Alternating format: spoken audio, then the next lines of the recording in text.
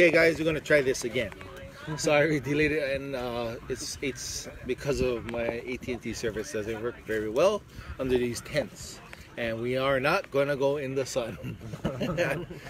So I'm pretty much logged into another phone. But anyways, hello everybody. Today we are gonna do some eruption update with what's happening in our community today, and our long-term and a short-term analysis of what's going to happen with us, our community.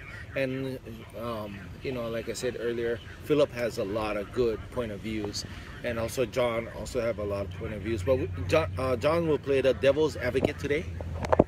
I'm good at that, so it should be no problem. Don't get mad at him. But we need to hit every aspect so everybody got a better idea. So we got to play both sides and figure out what is the best for our community. And just to let everybody know, we are at the hub, and the hub is open. Check it out. We have all the dog food, Lucky Charms, canned food, water canteens, deodorant, all kind of stuff over there, water.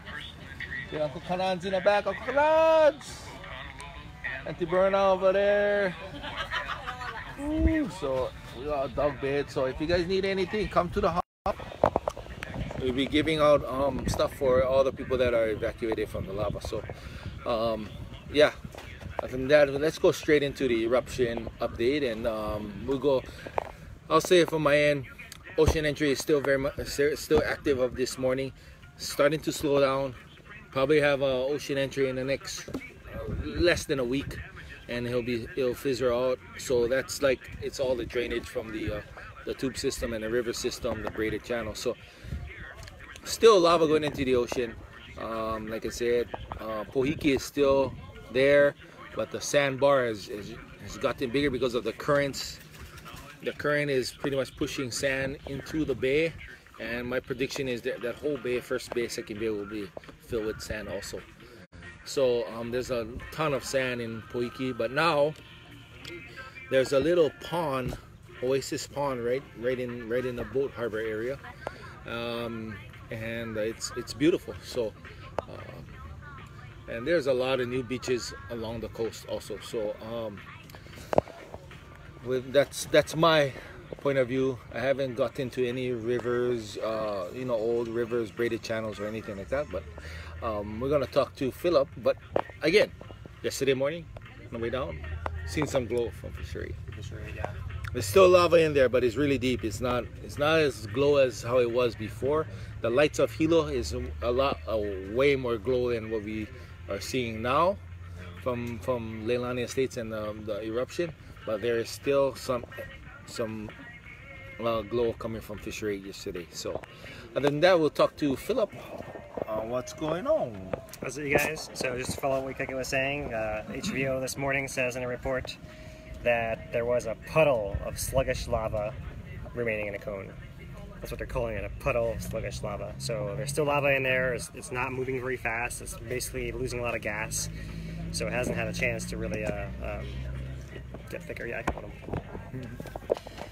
Yeah, so that's basically it. Yeah, I mean, so that any more lava we see is just kind of draining out from the tube system down into the ocean. And there's not much more lava update to give than that, I suppose. You know, I mean, we talk about the signal itself, all the signals underground, and talk about like kind of our ideas of what that might mean, what kind of forecasts are reasonable, that kind of thing. So, but as far as actual red lava, there's not a lot anymore. There's basically just in the pit in Fissure 8 and draining to the ocean for a few more days, like I said.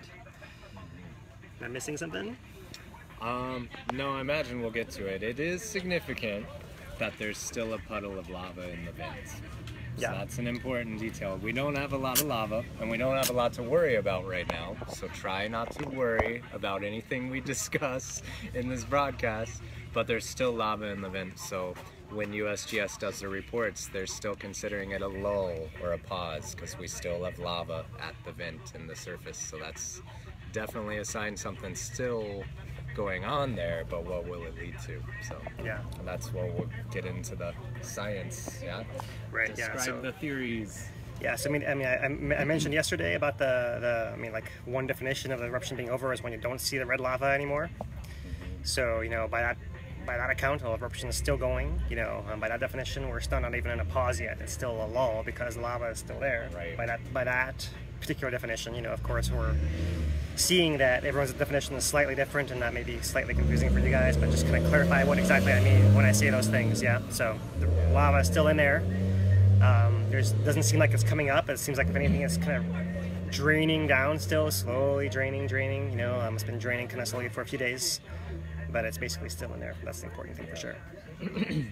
So, which should we look at first? You look at the tilt plot first? Start there, and then, yeah, I'm sure All right. as you get going, maybe I can play devil's advocate once you get All right. some information out there. Alright, sounds good. So look, here's, let me show you guys. There was only a couple pictures from USGS today, but there's this one of Pohuiki. You guys can see a slightly different view, looking out towards the ocean this time. Yeah, that little pond in there on the other side of the boat ramp. So you guys can check out the USGS page for that.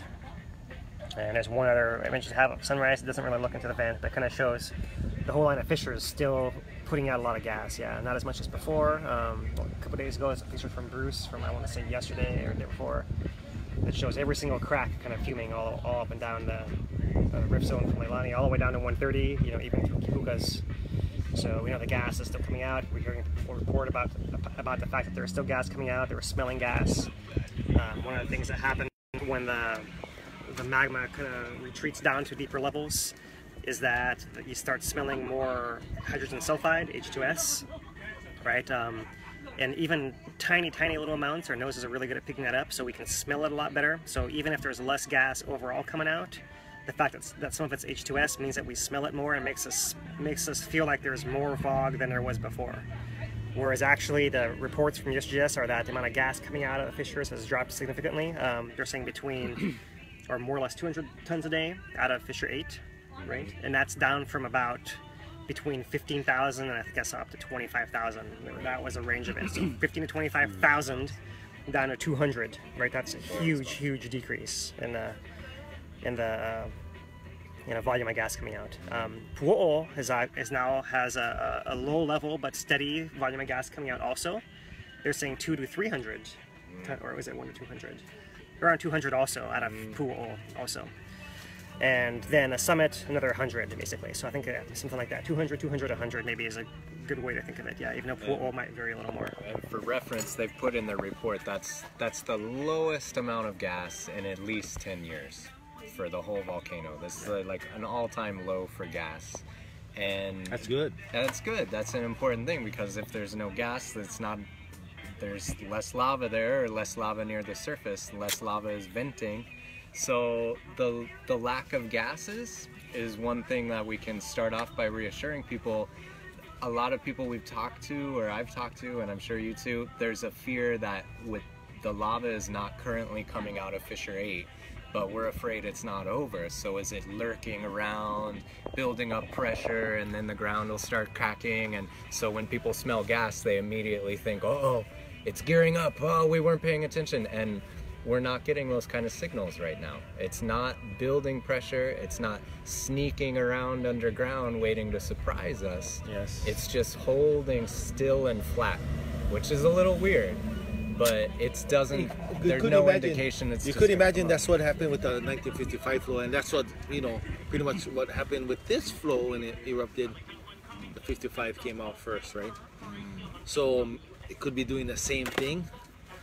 But you know, as far as staying stagnant below us, or there's some sort of lava still there, still stored, like how it was the 55, and it stored that lava, and that lava came down from this eruption. Right. Could be.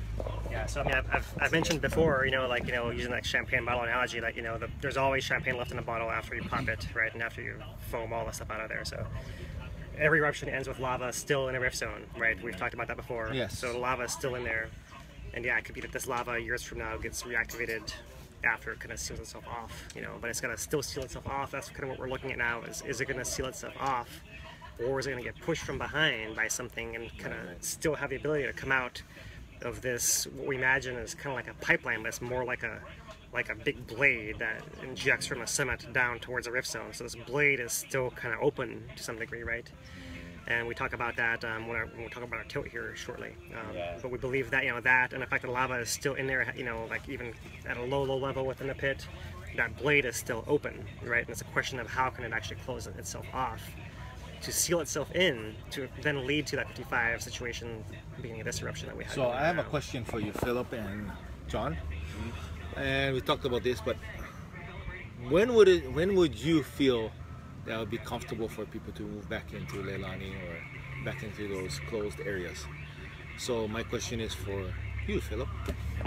All right, so here we go.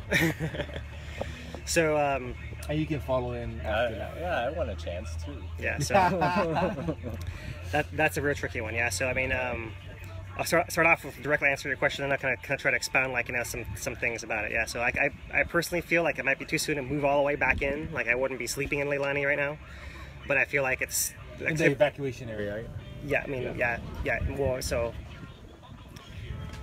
pretty much anywhere, right? So like, as far as dangerous in Leilani, to me, first was lava flow, obviously, and second was the gas, right? And both those things are not there anymore, right? Lava is there bubbling up, but it's not in a position to really leak out and cover houses that we know of right now, and that could change still within the next few weeks. Still, it's totally possible, but we don't see any sign of that happening now. So from that point of view, like, lava is not an imminent threat. It is a threat. It's going to be a threat in Leilani, like, a long time, as I know. But not as much as it used to be, for sure, because it's not up in a big pond 60 feet above ground with some small little breach suddenly able to send a sheet of lava down towards you guys. So that's for part one. You know, part two, the gas is a lot lower. The gas is something that, you know, even if lava doesn't affect anyone farther away from the vent, the gas definitely does. And in fact, we've dropped from somewhere on average 20,000 down to 200 is a huge difference, right? Now, the one guy whose house is down at 200 is still feeling all the gas, and we're sorry, we feel for you, you know, but most everyone else has a lot less gas. Even if you smell it more, there actually is a lot less gas coming out.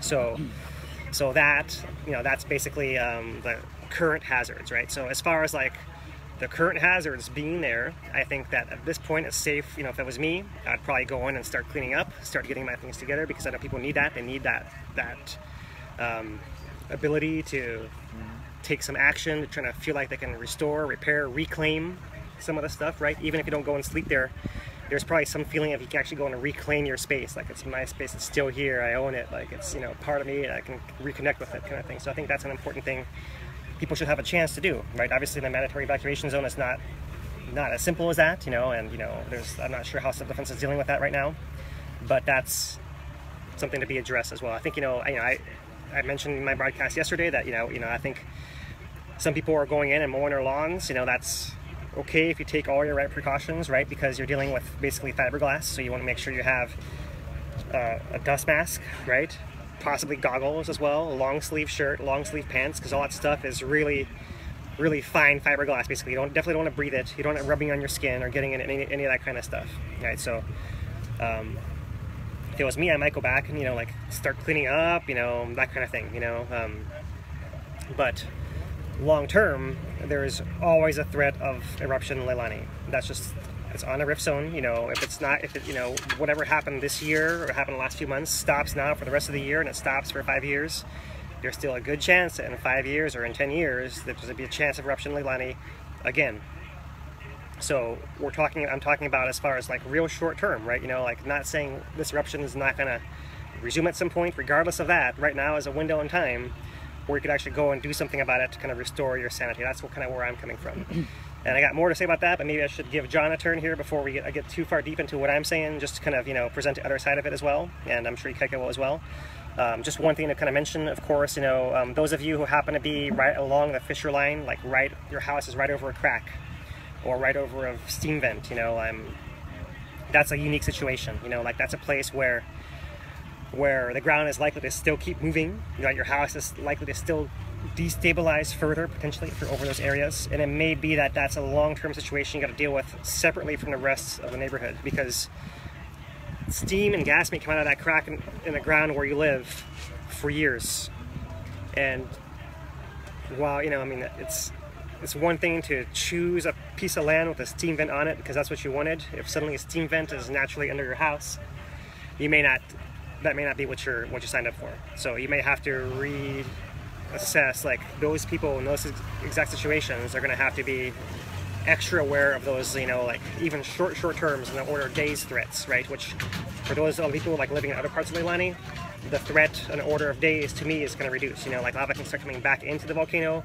even through the open blade from the summit to Fissure 8, come out of Fissure 8 again. But to do that, it's going to take time. There are going to be signals of magma coming in, of gas coming out, of lava, glow increasing, lava coming up in a pit before it actually spills out and over. And to me, that means that there'll be enough time to kind of pull back, right? And that's why I'm advocating anyone who is considering this line of thought. It's not time to move it all the way, to go in and actually move all the way in and sleep there and, you know, like be out of tune for 8 hours and something might be happening behind you. But we're in this gray zone in between where I think there is room to take some action, so long as you're still aware that possibility still exists of things resuming longer term than shorter term. All right, and so I'm going to give it to John now and you know, give his take on it, because I am more liberal, I would say, in deciding when eruption is actually over, and we talk about how we decide eruptions are over after this, perhaps, right? But for now, should you move back into your place in Leilani? John? Should you move back into your place in Leilani? I don't differ that much from Philip in terms of a lot of what he said. So I think Philip said one night, and it resonated with a lot of people, well, now you know where you live. That eruptions like this are a part of this location on this island, and it will happen again. What's the time frame for that? But I think you also notice with what Phil's describing, he's saying if you're going to be around down there, you might want to be extra aware for the next few weeks. And that's what I would say. In the short term, it might be time to start reclaiming your space, cleaning up. It might not be time to move into there with your family, your pets, your kids, especially if you're very near any of the fissures, because we could still see it reactivate. And that's something that I'll be talking about, the potential of it reactivating, where to balance out our discussion of reasons why we think it might be over outright. But I'd say the same risks are the same, as Phil was saying, are major scary things, where the giant lava flow in a perched river, the huge amount of gases, the Pele's hair, the reticulite coming out every day. Well, that's not happening right now.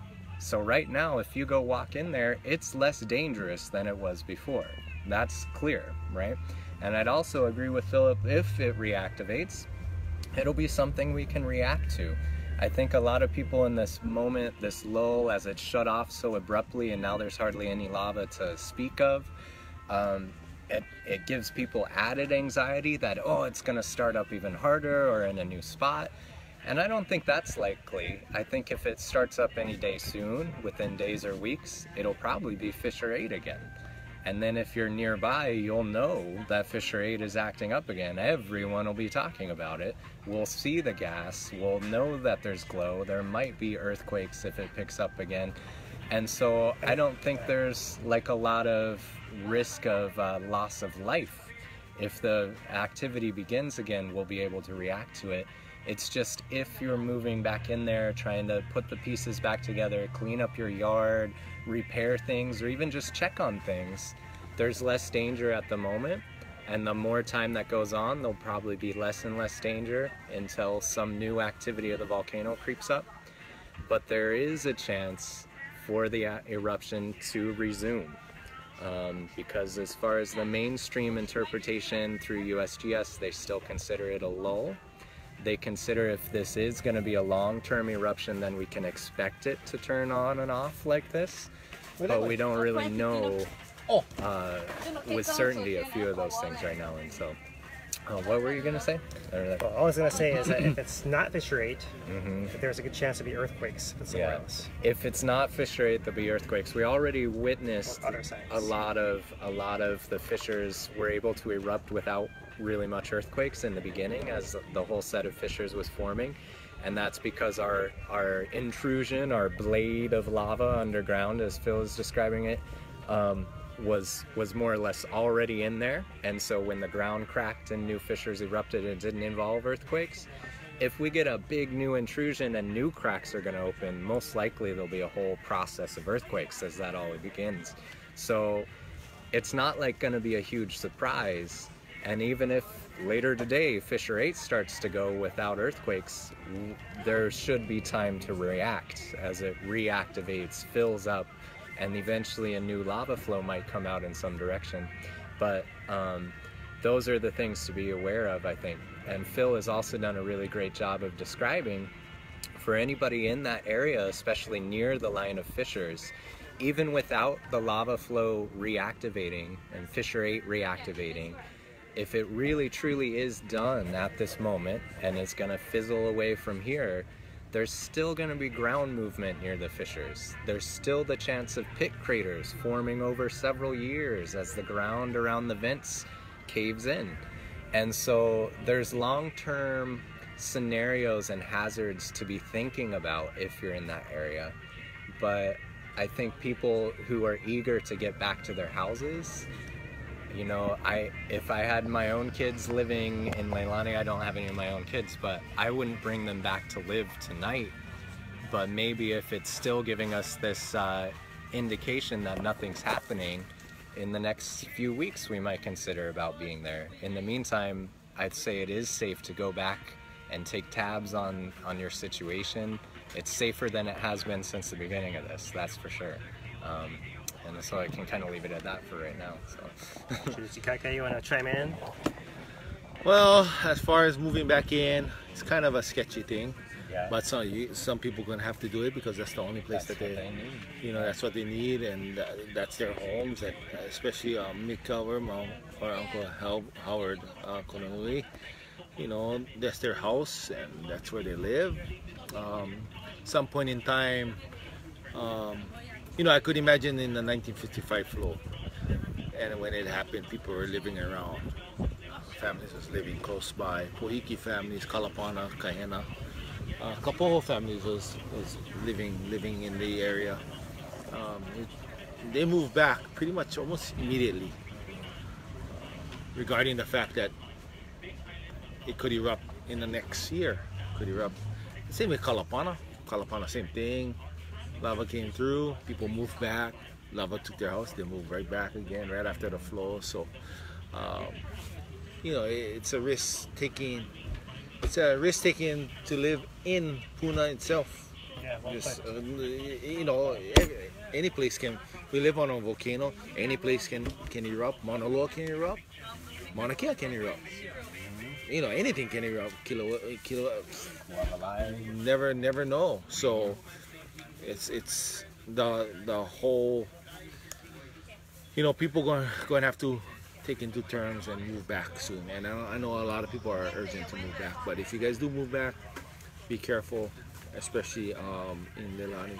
And you know, we'll keep you guys updated if you guys do move back, and we'll probably do a good job at that with me, Phil, and John, and making sure if anything should arise, we will let you guys know. If we got to go door to door, we'll let you guys know. But yeah, you know, if you see this big glow in the sky all of a sudden, you don't have to wait for us. You know what I mean? Like, so you know, you guys can definitely, you know, I think. Maybe that's a you know, something maybe worth talking about, right? It's like, you know, I brought this up earlier. We were talking among ourselves, right? There's kind of different ways to think about this, right? If it was just up to you as a landowner in your house, you know, near the fissure, and it was erupting, you know, you got to think about how long would it take for you to like watch everything yourself and get yourself out by yourself without any other help from any agency, period, right? That's like the minimum amount of time you gotta deal with, right? So like you gotta have your stuff all ready, right? You don't want to be bringing your pets that things gotta be tracking down to crate up to evacuate, right? You gotta have like you gotta have a good plan in place, especially during these more tenuous weeks here, while we're not sure exactly how this is which way this is gonna head. Even as we analyze the little details of it, you know, still not absolutely sure of anything, you know. So I think that's the thing, you know. If you see big glow, if you start feeling earthquakes or something, you know, you don't expect that's going on, then you know you guys got to take action yourselves, right? It's like, you know, what they're saying. It's self. I forget what the term is now. Yeah, not it's self-evacuation. Self-evacuation, and you know, like basically to some degree self-monitoring also, right? I think there's another. more lingo term than that, but it's all right. We're not necessarily all about lingo here, so it's all good. But let me, in fact, maybe I can summarize it like this. It's like when there was a river of lava over there. Thank you. Aloha. Thank you so much. Thank you. Yeah, okay, later. So when there was a river of lava next door, clearly that's a risky situation where there might be almost no time to react if it changed suddenly and you were nearby. And right now, there isn't that risk. It's not present. We don't have a river of lava right now. And so it's less dangerous to be there for that and make your own decision about that at the moment. I was going to say something else about it. Like, so I was talking about the amount of time people might take on their own. Yeah, the amount of time. Yeah, with the river of lava actively flowing nearby, it might be a very quick change, and you might need to be out of there right away.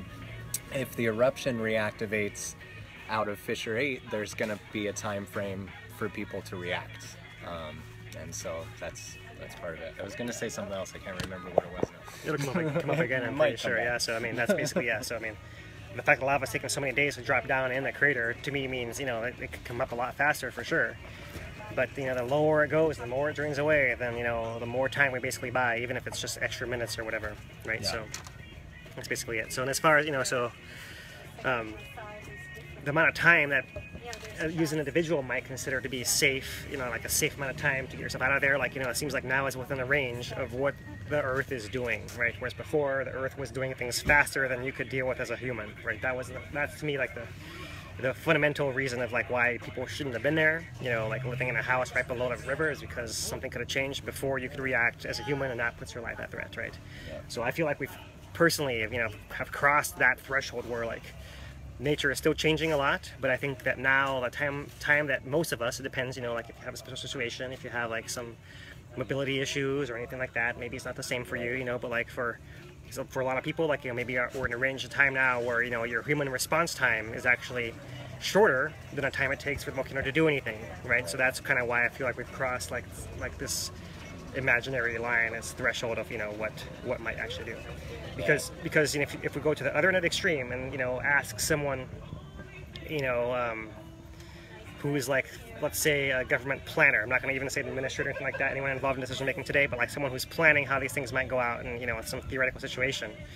They might put a much longer period of time on what they consider safe to go back in there. We heard someone today talking about how a fairly standard amount of time, in contracts in, let's say with your credit card today is a 90-day period.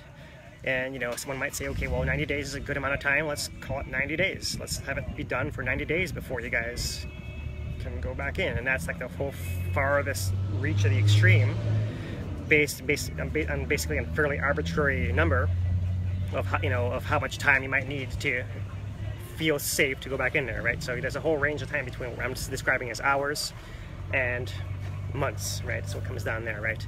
So in between that is probably where the USGS is going to fall. The USGS is going to maybe go, if I had to guess, which is all I'm doing is guessing, the USGS is going to go based on previous pauses of eruptions, which if you go back to the 55 eruption was about 15 days. If you go back to Kīlauea eruptions, it might have been as long as 3 months. Almost 3 months, I think. Almost 3 months of an eruption, yeah. Right? Of pause and eruption. That means that magma was not coming out of the ground as lava during that time.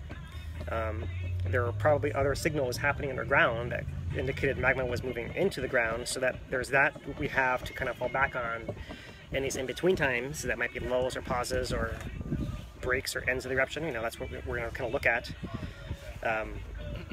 But so, USGS probably won't say anything for at least 2 weeks, at least another week from now, and possibly another week beyond that as well, so and that's a prudent thing to do. If I was speaking for the government, I probably wouldn't be saying exactly the things I'm saying right now either, but I'm not the government, and I can say that my personal opinion is that a week into it, if we were to have a 2-week pause, we should be seeing signals of the lava coming back into the volcano already.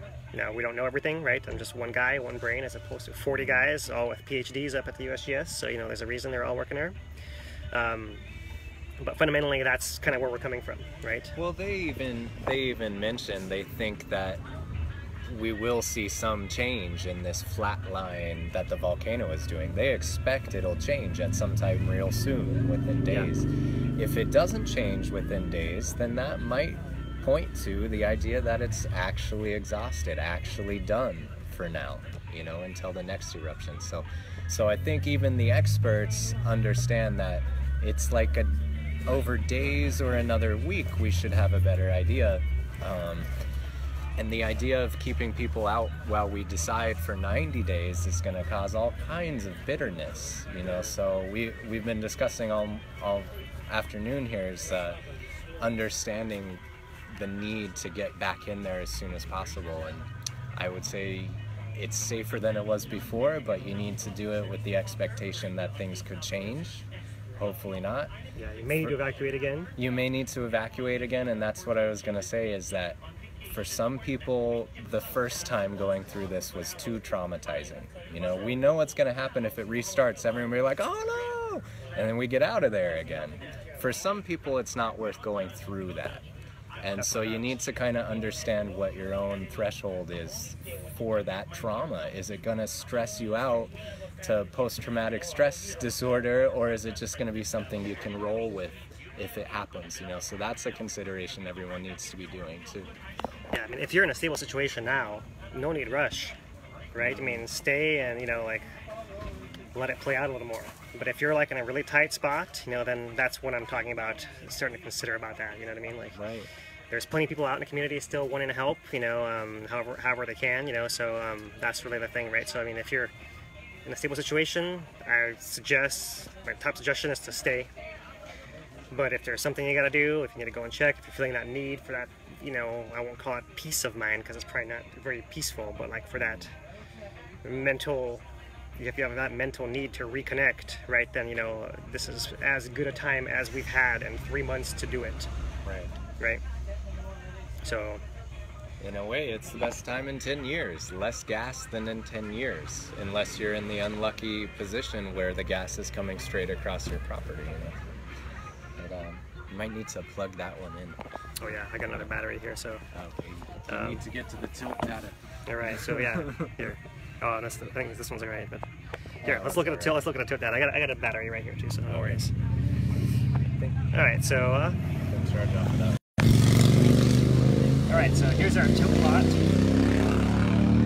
for today, and here's our 2-day plot. And probably the most important thing on this graph is actually the scale. So there's a scale, and you see we're going from 1 to -1. So this is full 2 microradians only, and so each line is only 0.2. So really, this whole line, when you zoom out, the scale, you know, actually looks like this really flat line with a couple little bumps here and there, right? And likewise, the 2 days for Pu'o'o is actually even less. We're going from 0.3 to -0.4, right? That's not even a full microradian in there, right? So all these changes are happening in here are kind of curious, but really probably insignificant in the grand scheme of things. It's probably not worth analyzing the little details of like what that might be or what that might be, you know, because it doesn't really matter in the grand scheme of things. These are small little bumps. If we zoom out again, I like to look at this particular plot here for the last week because this scale is now from +2 to -2. That's a little bit more reasonable. You can still see these patterns, but we zoom out and that little bump at Pu'o'o now looks like that little blip right there and a little bump right there. You can kind of see how insignificant these little areas actually are, right? Yeah. So more important to me is like the long-term trend, right? And you know, even then you might say, okay, well the trend is down, but grand scheme of things, you zoom out of here, and here's basically that flat we're talking about, right? Now, I mean, this is flat on a scale of 300, from +2 to -100, right? So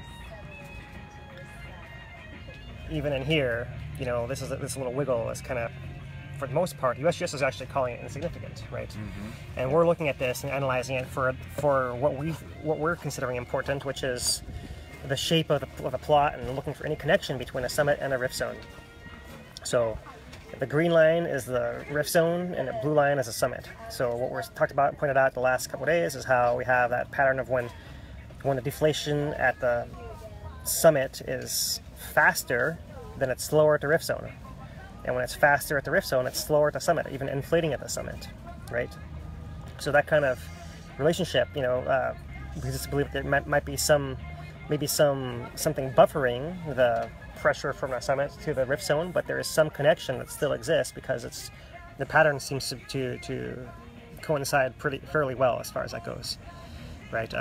This little, just to remind you guys who maybe haven't seen this little bump right here is a little bit of a rain signal obscuring what we see, and here at the end there's a little extra, slightly more complicated too when we see the timing of these things, right? So it's not clear if you look at the timing of this that, you know, like in this case, yeah, the summit starts inflating right here, but the rift zone stops deflating as fast almost at exactly the same time. So not a whole lot of delay, and there's a couple other examples of that, like back in here as well. Not a whole lot of delay between when you see the change in the summit to the change in the rift zone, right? So normally when we saw deflation and inflation cycles, we'd see, I don't know, at least a 2-hour delay, and maybe it's 2 hours if this doesn't show up here as well, right? But maybe there's too much noise in this fuzzy plot for us to really tell where exactly the lowest spot is. Maybe that's part of our problem also. But based on, you know, this very weak relationship, we, you know, do believe that there is still some connection, at least I do believe there's some connection between a summit and a rift zone, just based on the fact that we're seeing the pressure kind of mirrored from one place to the other. How that connection actually works, I have no idea. But there must be something, you know, causing these parallel signals. Whether it's one directly to the other, or there's a third thing causing both of them to kind of mirror each other. That's not clear to me. So, something to add, John? It's just interesting, like Phil said, you know, this is not considered a significant movement up and down by USGS, but we're considering some significance to it because there seems to be a relationship between the summit and the rift, you know, and so it's interesting that they're apparently still linked systematically, and we're just watching it, that's all, trying to see if it becomes a more important pattern over time as it progresses here. Right. So overall, the term, you know, if you like zoom in, it's still that of a downward trend. If you kind of keep the large scale, it's basically flat, right? But the key thing is it's not inflating, right? And if it were inflating, we'd know, okay, well, the amount of magma coming to the volcano hasn't decreased that much. It's just not getting out. So we don't see that sign anywhere. We don't see any signs of magma coming into the volcano at this point anywhere, which is a little bit puzzling because we might imagine if it wasn't coming in, then maybe this thing should be going down more instead of staying kind of flat. So that's kind of, you know, interesting. Is it perhaps structurally supported at this point by some process that we haven't seen before, because we haven't seen a caldera collapse before? That's possible. Is it possible that it found some intermediary stability and it might actually have a potential to collapse some more at some point? That's also possible, right? But, you know, when I look at that and I see like not a single earthquake at the summit, you know, in that same pattern, you know, even like those 3.5s, you know, I know there have been some smaller ones, some a lot smaller than 2 ones, but, you know, anything that range at 3.5 or higher, I don't see anything like that happening since then. To me, is another sign of stability, right? So, my point of view, here's where we're going to come to some of the meat of this. Right? So, my point of view for the dynamics of this eruption is that, and what I've been saying for the last several days, is that it seems to have been mostly driven by the collapse of the summit itself. All the magma that was stored in the summit, under the summit caldera, that had accumulated there over the 500 years of erupting and draining partly, and partly erupting, filling some more, and partly erupting and draining some more, and over time you have a net gain, and over 500 years it got to the point where we saw it at the beginning of the year. And that whole reservoir of magma that was on the order of, I don't know what the final number was, you know, I'm gonna guess somewhere around 800 million cubic meters, somewhere in order, you know, ballpark 1 cubic kilometer, something like that, a little less probably. Hopefully they'll tell us that tomorrow at the meeting, yeah. At that number. Yeah, so, you know, but that volume more or less is about the volume that came out of Fissure 8. And so kind of corresponds, not exactly 1-to-1, because it's not so simple as that, but like to me that was really the fuel, like, you know, that's the bank account we were drawing from to feed all this massive, historically massive amount of lava moving through this residential area.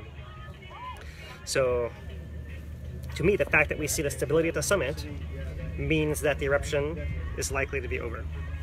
And it's true that there is a connection open from the summit to the rift zone still, but that little trickle of lava coming in we've been discussing, you know, has got to be able to refill that spot and keep that spot open even as it adjusts to the reduction in pressure by perhaps, you know, I'm not sure what the exact amount of pressure, but volume reduction of maybe 90% or so. Not what John said. We're getting to my turn. Yeah. We'll get to my turn. I think it's still possible that magma can still trickle through that pathway, but I think it's actually less and less likely the more time goes on. And you know, and I think, you know, this is where the definition of an eruption kind of comes into play, because, you know, if the thing stops for 3 months and we don't see any sign of intrusion or anything like that, and then suddenly we see an inflation spike 3 months from now, and we see magma coming back through, and it works its way through the same pipe and out of the same hole in the ground, do we call it the same eruption or not? And my take right now is no, I won't call it the same eruption. And that's kind of where I'm coming from, the fact that we have all these signals flat, and if they stay flat for, you know, the next week, and that's kind of what I'm at this point basically predicting, because I don't see any signal of inflation now that I think would be necessary to have an eruption within a week. That I consider that at least this main phase, main chapter eruption is actually over. So to give John his turn now for the other point of view, which is that, you know, the pathway has no signs of collapse, right? Right. Well, that's part of it. Yeah. Let's see. So where do I begin? Make my presentation sound just as good. The thing is, like, well, let me start there. If it did start again and intrude through the same pathway and erupt out of Fissure 8 again in 3 or 6 months, I would call it the same eruption, because it's using the same pathway and the same vents. And that's kind of the question since the beginning: is this the new Pu'uo'o? Because Pu'uo'o in its 35-year history went through many pauses, and we mentioned the longest was, I think, a little under 3 months. It's a pretty significant pause for no lava, and then started back up again, being Pu'uo'o. So there's always a chance that this eruption, if the conduit is still open through the whole system, it could be reintruded with new lava at any time. The conspicuous thing is, right now, we have this utter flat line. It's almost totally not doing anything significant at the summit or in the rift, or as far as we know down here at the Lower East Rift Zone, is not deflating. It's not deflating at the summit, it's not inflating at the summit, which is what we might see if it was blocked from getting out of the summit. If it was blocked there, then it should be building up and refilling the summit. We don't really see that yet either. So the whole volcano is kind of in this weird stasis where it's just still, lowest amount of gas coming out and not a lot of deflation and no inflation to really speak of, is conspicuous to me. And in the meantime, I guess the part that I want to describe to help you understand the different school of thought for whether or not it'll reactivate has to do with that blade, that intrusion of lava that Phil's been describing. So we call it a blade is a good way to think of it. I think a lot of people have talked about it as if there's a tube, like a round pipe coming from somewhere by Pu'uo'o down to Fissure 8. And it usually works in terms of a vertical dike is the term for it. And that's basically, there was a crack in the rock somewhere up by Pu'uo'o. And as Pu'uo'o pressurized, and it did this many times over its history, and by April 30th was the day that it all collapsed, right? That was the date when Pu'uo'o drained out. Pu'uo'o and that surrounding region had increased in pressure for several months, and the lake in Pu'uo'o filled to the brim. Something gave way, and basically it's been described to me the way that rift works is the lava had enough pressure to get its finger into a crack that was already there and start to pry that crack open and intrude through it. So you get a vertical crack, a vertical blade that gets intruded with lava, and the lava, like hydraulic fluid, starts to squeeze it open, and that propagates further and further because it's making more room for lava, yeah? So the intrusion below our line of fissures is tall and narrow. It might only be a few meters wide or less in some areas, but it could be 1/2 mile to 2 miles tall. And it holds an unknown amount of lava inside of there. So it's not just a tube that is drained out at this time. There's still our flat, degassed lava is sitting in there. And there's not a lot of other gas coming out of it, which is interesting. But so anyway, with that vertical blade of lava is still hot, still full of liquid, And apparently there's still connection of some kind between the summit and the rift system. We're seeing these little wiggles that seem to correspond, like the system is still open. And so beyond just the lava flows getting a crust over it, we see the lava flows get totally crusted over, and yet the lava will sneak back in there, find a cave, find its way under the crust to keep flowing towards the ocean.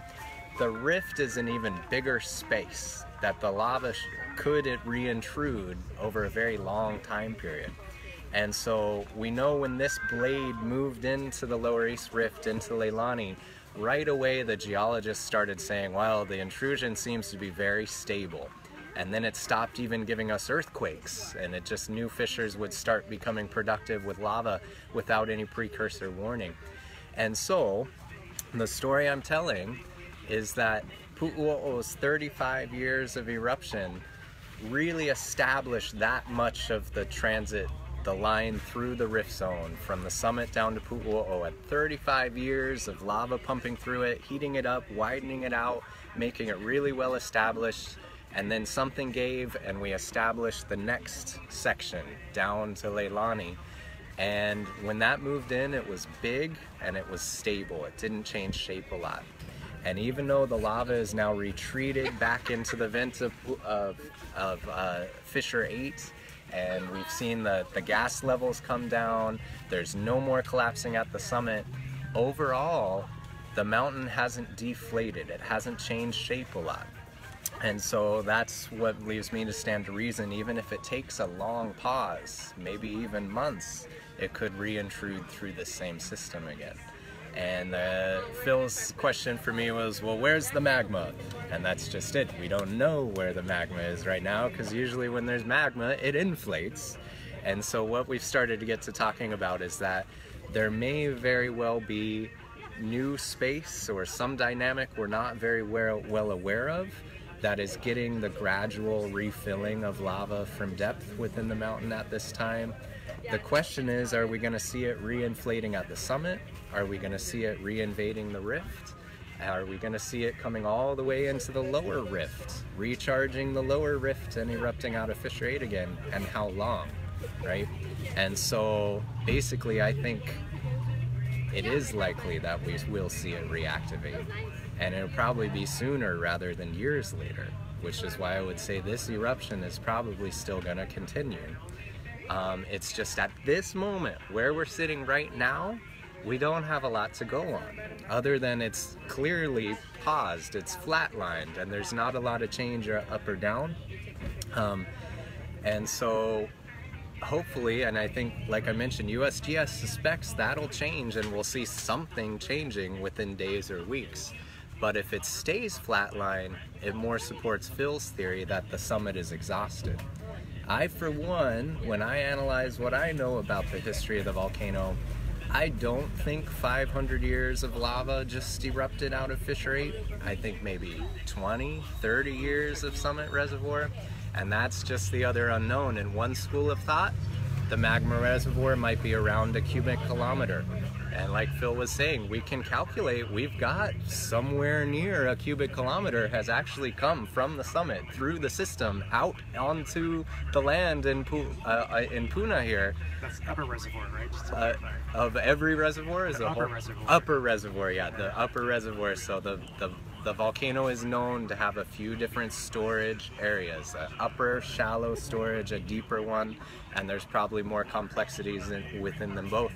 But some estimates put that upper reservoir at around a cubic kilometer of magma, which we've pretty much had as near as we can estimate right now, in which case it would be empty. Other estimates put it between 3 to 5 or even more cubic kilometers worth of magma stored up there, in which case we are not drained yet. But the question is, how could it just be draining, and then quit, and then no inflation, even if there still seems to be a connection between the rift and the summit? See, at that point we're kind of guessing at things until we get more signals. And so in one school of thought, it's probably not going to reintrude into the rift anymore. The summit needs to recharge, and we'll probably see the activity at the summit before the rift. But I'm playing devil's advocate here, and I think there's good reason to believe the USGS take on things that this is a lull, and at some point we're going to see something change again, and lava will reintrude through the same pathway of vertical dikes that has been created between Pu'u'o and our lower Leilani eruption. Good enough?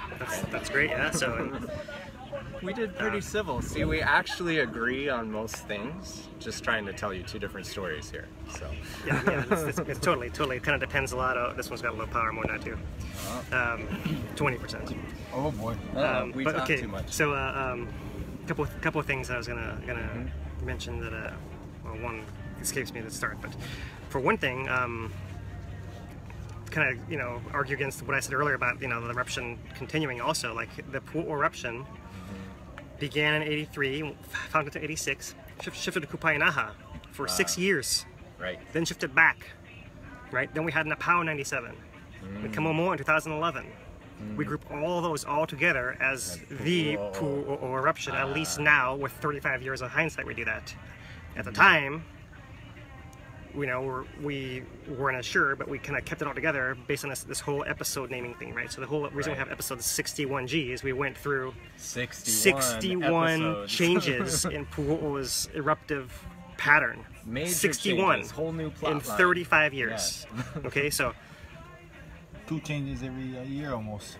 Sometimes, yeah, sometimes some of them were sometimes quick. 2 years with no change, and then sometimes 2 years with a dozen of them, kind of thing, right? It kind of varied a lot, right? But that's the important thing, right? 61G means 61 changes in those 35 years. Okay, so, and we're grouping those all together as one lumped Pu'u'o eruption. Right. So by that definition, you might say, okay, well, it doesn't matter what happens here. If it happens in 2 years, you might still call it the Leilani eruption. Right, so I kind of just picked 3 months. I probably should have picked 6 months instead of 3 months. Just to not be the same number as a Pu'u'o pause, which is what I was trying to get at. Is like there might be some amount of time that passes and it still reactivates. If you get another turn, I get another turn. You get another turn for sure. No, but yeah, I'm actually arguing your point of view. Well, I was going to argue your point. Okay. Well, go ahead, because I forgot the other thing I was going to say. Right. Well, that's just it. Is like what Phil's describing is so much of this depends on the language of how we look at the problem, right? Is it 1 eruption or 2 eruption? And I hope that doesn't confuse people with what we're trying to do here. We're trying to give people a better understanding of, is it safe right now? What is the hazard right now? Is it okay to go back and check on my house? And I think in both of our lines of story, it's more safe now than it was before. Yeah, you betcha. And we'll have to wait and see what the eruption's gonna do. Is it gonna pause for 6 years and then come out of Fissure 8? Is that the same eruption or a different episode? Let's not get hung up on the terminology for how we describe it. Let's just be sure we're on the same page of understanding, exactly. People can understand what gamble they might be taking. Yeah, exactly, absolutely. Yeah. And the issue then is that because the USGS and the county are going to have their own definitions apart from what we're describing, they're going to make their policy decisions based on their own definitions. All right, so that's the real catch, right? Because what we might decide is not what's going to happen as far as the county allowing people to go back in there, or to build something new, or to get a permit for something else, right? In fact, I heard today from Uncle that they're not going to be writing any new policies, insurance companies, for any new construction, and possibly, I think he said Alapuna. It's hard to believe. I would be more inclined to believe zones 1 and 2. It seems more likely, but that's possible. They might not allow any new permits for construction in zones 1 and 2. That could totally happen. That's got nothing to do with what we decide, whether it's being safe or not, or whether it's physically safe or not, or what the geologists say is safe or not. That's actually the actual local government's going to decide that. So that's a whole separate issue on which we have opinions, but none of them matter because we're not in the government. We don't get to decide those things, right? So that's kind of a disconnect that exists that you guys got to be aware of, right? What we're describing is not what we think the government should do, because they're going to do whatever they want anyways, right? It's our definition of what we think is reasonable based on the science and our take on that in particular, right? Yeah, well said. So, Ikaika, I'm going to sit in quiet over here. Hello. Yeah, they have taken it way above. No, I've just been texting some stuff that we're doing at the hub. So some ideas that we are pretty much haven't been noticing what you guys were talking about. I'm trying to figure out what we're gonna do with the hub and how we're gonna support the people here. But yeah, back to John. But I have a question. So we've been seeing a lot of SO2 from the boat of Pu'o'o. I know Pu'o'o is a long shot of being active again. Why is the reason of that? Why is it a long shot? Let's give us one, John. Yeah, the take on it that both Phil and USGS are in agreement on this, apparently. That doesn't happen all the time.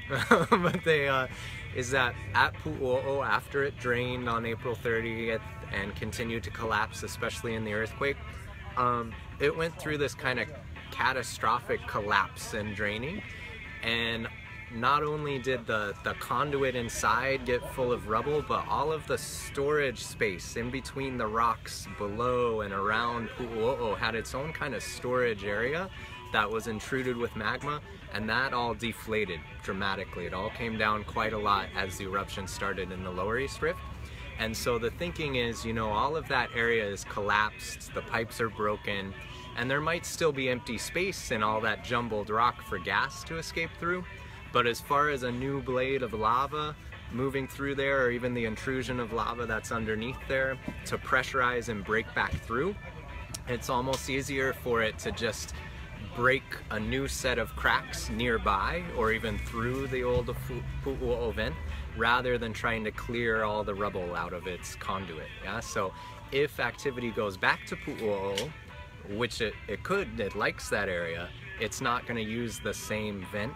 It most likely would make new cracks that would erupt. It might be right next to Pu'o'o, but it would usually be a new set of fissures. Yeah, and you know, and just to add to that, like there is already a path out of there that's easy to fissurate. Right. And you know, to get to the situation John's talking about, to even cause enough pressure to cause cracks, you got to block that pathway between Pu'o'o and fissure 8 first somehow. Right. That could totally happen, but that's going to be We're hoping it's happening now. That could be what's happening right now, in fact. We're yeah. hoping. So there could be blockages forming either at fissure 8, between fissure 8 and Pu'o'o, at Pu'o'o, upstream of Pu'o'o, between Pu'o'o and a summit. That's what we're always trying to figure out. You know, like, so if we see the signal between Pu'o'o and a summit connected in any way whatsoever, we say, okay, well, that blockage must not be that. If there's a blockage there, it must not be that big a blockage. There's some connection still existing there. And we know now that there are no tilt meters on the Lower East Rift Zone because apparently they were vandalized by some people down in the Puna area. So I mean, we totally understand that people, especially in Puna, don't want government monitoring anything really.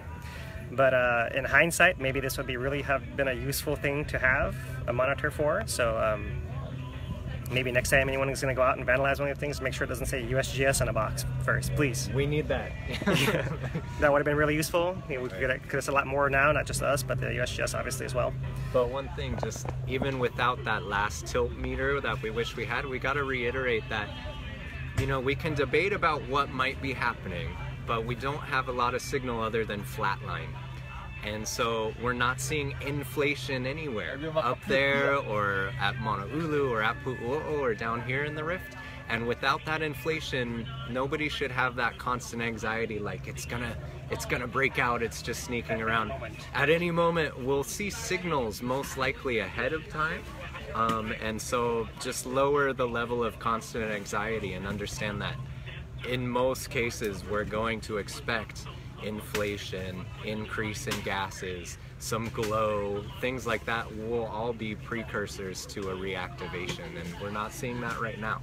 So yeah. And maybe one thing to kind of throw in there, you know, we talked about this thing being aseismic in a large part, but there is a signal we do see when magma moves through the fissures, and that's harmonic tremor. Harmonic tremor. So there are other things that we could actually look for, right? So there's no, yeah, I mean, there's no inflation, and you know, everything is basically either deflating barely or balanced between what's coming in and what's dropping down. You know, so either that means that there's not a whole lot coming in. There's one possibility that most people don't believe, or you know, we're not going to put faith in that in any way whatsoever.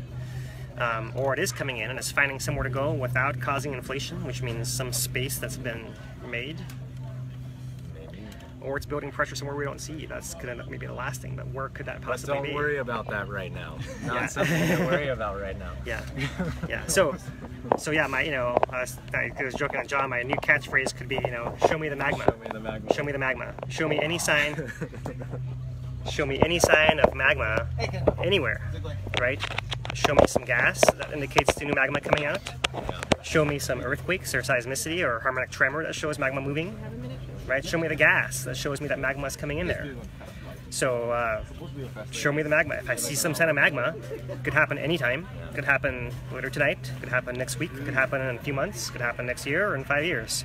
But once I see that, then I'll start worrying. Right. To kind of come back to what John said. Now, go ahead, John. And all I was going to say, I can't show him the magma at this time. So there's that. There's just no... We don't have those signals at this time. So although I'm in the school of thought where it probably can and will reactivate soon, we're not seeing those signals now. And so we still have to show Phil the magma. I can't do it right now. It's not out there. It's not, we don't see it. Yeah. So yeah, it doesn't mean it's not out there, it just means we don't see it. We don't see it right now. We don't see Good point. it. So right? now you're a devil's advocate for me. So. Yeah, exactly. Yeah, I mean, it could just be we don't see it, right? It's just that, but that's what needs to happen next. I need to see some sign of inflation, or gas, or tremors, or seismicity, anything, glow, anything, right? So that's kind of where I'm coming from. So, hashtag show Phil the magma. Yeah. If you can, I'll try to. I'm not sure. Are we close to finish off? Was there something else to discuss? I can't think of anything right now. I think, you know, I mean, there's plenty to discuss, but like, you know, I think that was probably the most important thing for us to discuss today. You know, that's the thought that is permeating everyone's discussions here at the Hub today, and what people are asking us about, like, you know, is it really over? And, you know, I've been saying, well, to the people, it's over, right? We see people who are not scientists, you see there's lava's not flowing anymore. To most of you guys, it's over, right? So I'm trying to maybe string you on a little more and say, okay, well, you know, we needed to wait a little longer and make sure there's no signs of inflation coming. I haven't seen them yet. There's still time for that to happen. It's going to happen. I guarantee you that's going to happen someday. The question is when? Weeks, months, years, decades. It's going to happen someday, right? Because this is a rift zone. It's going to re-intrude. It's going to erupt here again. It's going to erupt at the summit also at some point, guaranteed. Once again, is it going to be days, weeks, months, years? Don't know, right? So this is a volcano. We all live in a volcano. All it does over geologic time is erupt constantly, non-stop, all the time. And we as humans are living our lives in between, around, surrounding these eruptions, right? And that reality is the same as ever. Maybe we didn't see the reality of it before because we had 60 years without that happening in an area where maybe you have every 14 years average an eruption. We had essentially like a little honeymoon period of like, you know, just, you know, nothing happened for that whole period of time. And now the reality is kind of, the bubble is burst, so to speak, right? The reality of where we live is staring us in the face, right? Not just people in Puna, but people in Volcano as well. We now have to deal with no longer a stable lava lake, but a threat of potentially magma re-intruding. Is it going to form a lava lake? Is it going to form explosions? Is it going to stay the same? Is it going to move the ground back and forth? Is it going to affect my house? Like, you know, probably as much in Volcano, long-term more so in Volcano potentially, because eruptions happen more likely in Volcano than down here, but up there in Volcano as well as down here in Puna, right? So that's kind of, you know, the long-term outlook is there's going to be an eruption in Leilani. There's going to be an eruption in a rift zone again. You know, it's an eruption. Mauna Loa is going to erupt. Waialae is going to erupt. Mauna Kea is going to erupt. Long term, these things are all going to happen. It's just a question of in what time frame will we be here to see it. It's going to affect us in our lives today, or our families, that kind of thing, right? So we're speaking to these things because we're concerned and we do care, and we do realize the huge need people have right now to be at home, to get some sense of normalcy, and so we're trying to speak to these things to help encourage you, help you make the right decisions. But that's the reality. Now's not the time to be complacent about it. You know, it's pretty early and it's shut off. We're still seeing glow in the vent at night. There's still lava in there. There's still lava in there. So it's very early in this lull or in this shut off process. It's still really early. So if you can, stay strong a little longer, make good decisions about it. But we're speaking to this because we realize how intense the situation is emotionally, personally for everybody.